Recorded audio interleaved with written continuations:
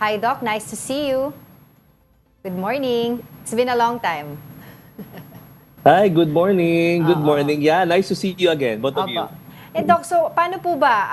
Meron pong 38 Filipinos na nag-undergo ng quarantine and then there will be repatriated here in the Philippines. Dapat po bang mangamba ang mga Pilipino dito dahil po dito sa kumakalat na hantavirus? 45 days ang usual na parang quarantine period for them.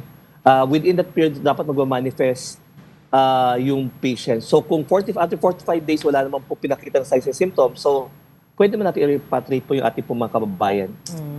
Para malinaw lang, Doc, no? Paano ba talaga, paano mahawa ang isang tao aside from actual yung contact with yung mga rats, no? From human to human, paano mag-transmit itong hantavirus? Well, ang hantavirus talaga, matagal na yan. 1950s pa yan, 1930s pa yan, dahil sa war sa Korea. Pero alam niyo po ba, rodents to human being, so zoonotic talaga ang mode of transmission. Nagkataon lang po talaga na siguro dahil din sa yung enclose, yung space Yes. ng cruise ship, yung mga tipo, at they found out nga na Andes strain. Kasi marami din parang strain yung mga virus ng Yes. hantavirus. Di ba? And ito lamang pong Andes strain po kasi ang capable of human-to-human transmission. And ito rin po ang binabantayan din po ng WHO na posible pong maging dahilan para po lumaganap nga po itong hantavirus through human-to-human. So, wait, dugtog ko lang. So, Doc, Andes strain is the only strain na capable of human-to-human transmission. How infectious? Yes, opo. Droplets ba ito? Or hangin lang? Or paano, Doc? Well, actually, ang mode of transmission ng hantavirus po kasi is through the dropping, saliva, ihi ng mga magkakamag-anak or lahi na rodents, mouse deer, yung mga ganyan tipo. Okay? So, kung marami kayong maraming mga ganyan po sa mga areas ninyo, sa garden ninyo, sa community ninyo, sa bahay ninyo, tapos umihi, dumumi yung rats, and then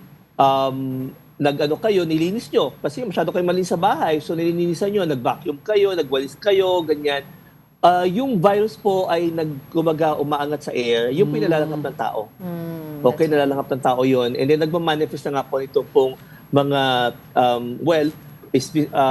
non-specific muna yung umpisa, parang flu-like symptoms, masakit ang ulo, masakit ang kalamnan, sobrang taas ng lagnat, masakit walang ganang kumain. Yung iba po, pasintabi po sa kumakain, no, nagto-throw up, yung mga tipo. So, masakit ang tiyan. So, ito yung initial signs and symptoms. Kung hindi kin at hindi na-extract doon sa history na galing pala sa mga lugar na may positive for hantavirus, baka ma-miss ito ng doktor na sabi niya, trangkaso lang yan. Kasi uso naman ngayon yan. Number 2, baka another kind of virus, no? Tapos until such time na mag-manifest po ng hirap ng paghinga, chest pain, tubig sa baga, yung mga ganito, tubig sa puso and everything. Saka pa lang po at the same time, after lumabas yung resulta po ng blood test, no, doon lang po siguro natin malalaman na ito po yung hantavirus. Pero I was wondering, Doc, could climate change, or let's say yung mga weather temperatures natin, especially here in the Philippines, could increase the risk of outbreak? Wala po. Wala naman po. Okay. Kasi matagal na yan eh. Walang pinipiling o kung ano man yan, kung summer or winter or wala pong pinipiling ganon, no? Kahit na po mainit, meron pa rin po or malamig, meron pa rin po tayong posible na mag-hantavirus po transmission. Lalo na po kung pinag-usapan po natin kung may mga infected tayong mga daga. Well, I was wondering if there's a possibility na a rodent infected with hantavirus was on board on the MV ship, the Hondu ship. That's why nagkaroon po ng outbreak doon sa loob. Is that a possibility? Alam mo, yan ang hinagilap nila kaagad, no? Naghanap sila kaagad sa cruise ship kung meron nga ba. Pero apparently, syempre, hindi naman, I don't know what happened to the investigation.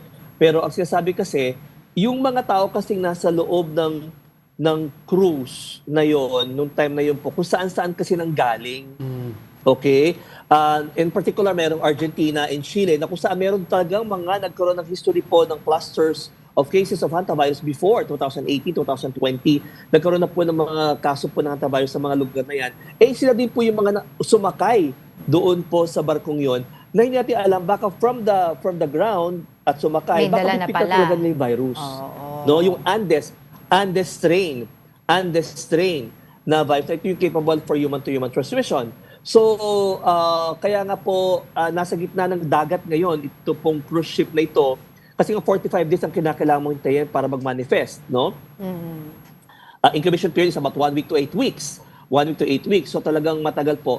So, kung binabantayan po lahat ng mga ano, ang problema nga lang po kasi, marami na silang naibabang pasahero bago nag-manifest ito po mga pasyente namatay haba na. ng incubation no? period. Tatlo nga po ito namatay.